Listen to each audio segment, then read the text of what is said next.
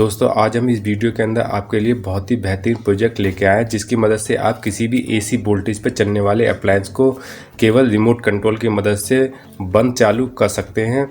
इस सर्किट को बनाना बहुत ही आसान है। सारा कुछ हम स्टेप बाय स्टेप बताएंगे। वीडियो को बिल्कुल भी स्किप ना करें, लास्ट तक देखें जिससे वीडियो में सारा कुछ आपको समझ में आ सके।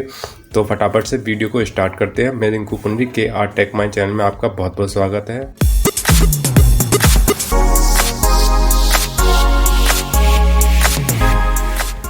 इस सर्किट को बनाने के लिए क्या क्या कंपोनेंट्स की ज़रूरत पड़ने वाली है वो हम देख लेते हैं। सबसे पहले हमें इस प्रकार की एक आईसी की ज़रूरत पड़ेगी जिसका नंबर है 4070, जैसा कि आप कैमरे में भी देख पा रहे होंगे। इसके बाद हमें इस प्रकार के एक IR सेंसर की ज़रूरत पड़ेगी जैसा कि आपको दिखाई दे रहा होगा। इसके बाद एक कैपेसिटर की ज़रूरत पड़ेगी जो कि 50 वोल्ट 22 माइक्रोफैराड का है। इसके बाद एक ट्रैक की आवश्यकता होगी जिसका नंबर है BT 136। ये ट्रैक आपको किसी भी फैन में लगने वाले रेगुलेटर में बड़ी आसानी से अवेलेबल हो जाएगा। इसके बाद एक ट्रांजिस्टर की ज़रूरत पड़ेगी जिसका नंबर है BC 547, जैसा कि आप ट्रांजिस्टर पर लिखा भी देख रहे होंगे। तो इसके बाद दो रेजिस्टेंसों की आवश्यकता होगी जैसा कि आप देख पा रहे होंगे, जिनकी वैल्यू अलग अलग है। पहले रेजिस्टेंस की वैल्यू है 1K, दूसरे रेजिस्टेंस की वैल्यू है 220K ओम की। तो फटाफट से सर्किट को तैयार कर लेते हैं। तो अब बात कर लेते हैं इस आईसी की पिनों के बारे में कि आपको पहले नंबर की पिन कैसे देखने को मिलेगी और लास्ट की पिन कौन सी होगी। तो आपको जो लेफ्ट साइड से पिन चालू हो रही होगी इस कट वाले निशान से, वो पहले नंबर की पिन होगी और राइट साइड वाली लास्ट की 16 नंबर पिन होगी। जैसा कि मैं दिखा पा रहा हूँ, ये इसकी पहली पिन है आईसी की, ये दूसरी है, ये तीसरी, चौथी, पाँचवीं, छठी, सातवीं, आठवीं। इसके बाद नीचे से ही नवी पिन चालू होती है इसकी। ये नवी पिन है 10, 11, 12, 13, 14, 15, 16, ये ऊपर वाली 16 नंबर पिन है। तो इस आईसी पे फटाफट से कनेक्शन कर लेते हैं। तो कनेक्शन करने के लिए हम क्या करेंगे, इस आईसी की जो 4th नंबर पिन है यानी कि लेफ़्ट साइड से जो 4th नंबर पिन है उस पिन पे हम एक वायर सोल्डिंग करेंगे और इसके बाद आईसी की 15 नंबर पिन पे इस वायर के अगले वाले हिस्से को सोल्डिंग कर लेंगे, यानी कि 4th और 15 नंबर पिन को आपस में कॉमन कर लेंगे।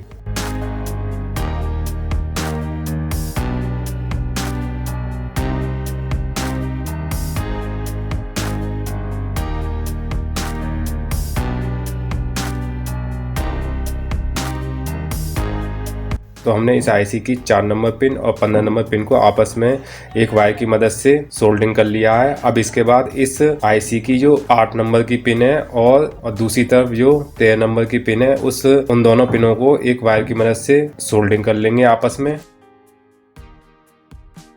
तो हमने इस आईसी की जो 8 नंबर पिन है और 13 नंबर की पिन को आपस में एक वायर की मदद से सोल्डिंग कर लिया है। अब इसके बाद हम कैपेसिटर लेंगे एक 50 वोल्ट 22 माइक्रोफैराड का, जैसा कि आप देख पा रहे होंगे। ये हम पे एक कैपेसिटर है जो 22 माइक्रोफैराड और 50 वोल्ट का है। इस कैपेसिटर की जो नेगेटिव वाली पिन है आईसी की 13 नंबर वाली पिन पे सोल्डिंग कर लेंगे। इसके बाद हम एक 1K का रेजिस्टेंस लेंगे और इस रेजिस्टेंस को हम इस आईसी की 14 नंबर पिन पे सोल्डिंग कर लेंगे। ये हमने 1K का रेजिस्टेंस इस आईसी की 14 नंबर पिन पे सोल्डिंग कर लिया। अब इस कैपेसिटर की जो पॉजिटिव वाली पिन है जिस पे हमने 1K का रेजिस्टेंस लगाया है उस पर सोल्डिंग कर लेंगे। तो जैसा कि आप देख पा रहे हैं, हमने 1K के रेजिस्टेंस पे इस कैपेसिटर की पॉजिटिव वाली पिन को सोल्डिंग कर लिया है। अब इसके बाद हम BC 547 एक ट्रांजिस्टर लेंगे जैसा कि आप देख पा रहे होंगे और इस ट्रांजिस्टर को इस तरीके से मोड़ लेना है और मोड़ने के बाद इस ट्रांजिस्टर की बेस वाली पिन को हम इस आईसी की 2 नंबर पिन पे सोल्डिंग कर लेंगे। तो हमने इस ट्रांजिस्टर की बेस वाली पिन को हमने इस आईसी की 2 नंबर पिन पे सोल्डिंग कर लिया है। अब इसके बाद एक वायर का टुकड़ा लेंगे और इस ट्रांजिस्टर की कलेक्टर वाली पिन को हम इस आईसी की 16 नंबर पिन पे सोल्डिंग कर लेंगे। तो हमने ट्रांजिस्टर की कलेक्टर वाली पिन को इस आईसी की 16 नंबर पिन यानी कि इस वाली पिन पे सोल्डिंग कर लिया है। इसके बाद BT 136 ट्रैक लेंगे, ये वाली पिन है, इस पिन को हम इस आईसी की 8 नंबर पिन पे सोल्डिंग कर लेंगे। तो हमने इस ट्रैक की पहली वाली पिन को यानी कि ये वाली पिन को हमने इस आईसी की 8 नंबर पिन पे सोल्डिंग कर लिया है। अब इसके बाद जो इस ट्रैक की लास्ट वाली पिन है इस पिन पे हम 220K का एक रेजिस्टेंस सोल्डिंग कर लेंगे और इस रेजिस्टेंस की पिन को हम इस ट्रांजिस्टर की एमीटर वाली पिन पे कनेक्ट कर लेंगे सोल्डिंग आयरन की मदद से। तो हमने ये 220K का रेजिस्टेंस हमने इस ट्रैक की लास्ट वाली पिन पे सोल्डिंग कर लिया है और इस रेजिस्टेंस के एक सिरे को हमने इस ट्रांजिस्टर की एमीटर वाली पिन पे सोल्डिंग कर लिया है, कुछ जैसा कि आपको कुछ इस तरीके से देखने को मिल रहा होगा।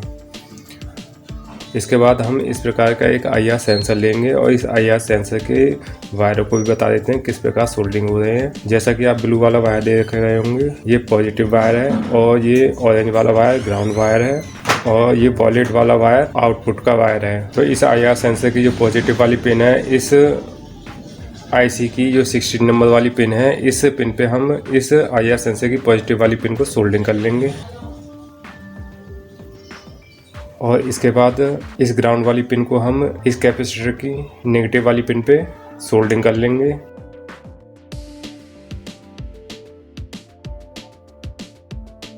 और इस IR सेंसर का जो तीसरा वाला वायर है, यानी कि आउटपुट के वायर को हम इस रेजिस्टेंस के जो कि 1K का रेजिस्टेंस है, इस की पिन पर सोल्डिंग कर लेंगे।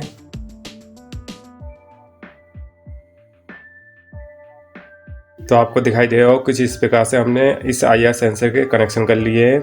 इसके बाद एक 5 वोल्ट की बैटरी लेंगे और उस बैटरी के वायर को भी बता देते हैं किस प्रकार से सोल्डिंग करना है। तो ये हमने 3 सेलों को जोड़ के इस तरीके से कर लिया है। इस बैटरी का जो पॉजिटिव वायर है, जैसा कि आप देख रहे हैं ब्लू कलर का, इस वायर को हम इस रेजिस्टेंस की कलेक्टर वाली पिन पे सोल्डिंग कर लेंगे और इस बैटरी का जो नेगेटिव वायर है, उस वायर को हम इस IC की जो 8 नंबर पिन है, जो नेगेटिव पिन है, उस पिन पे हम सोल्डिंग कर लेते हैं। तो ये बैटरी के दोनों वायरों को हमने इस IC की 8 नंबर पिन और एक वायर को हमने इस IC की 16 नंबर पिन पे, यानी कि जो ट्रांजिस्टर है उसकी कलेक्टर वाली पिन पे सोल्डिंग कर लिया है। इसके बाद हम इस प्रकार के एक होल्डर को लेंगे। इस होल्डर के एक वायर को हमने काट लेना है बीच में से और काटने के बाद इस तरीके से कुछ कर लेना है। इस वायर के एक हिस्से को हम इस ट्राइक के बीच वाली पिन पे सोल्डिंग कर लेंगे, जो कि गेट पिन है।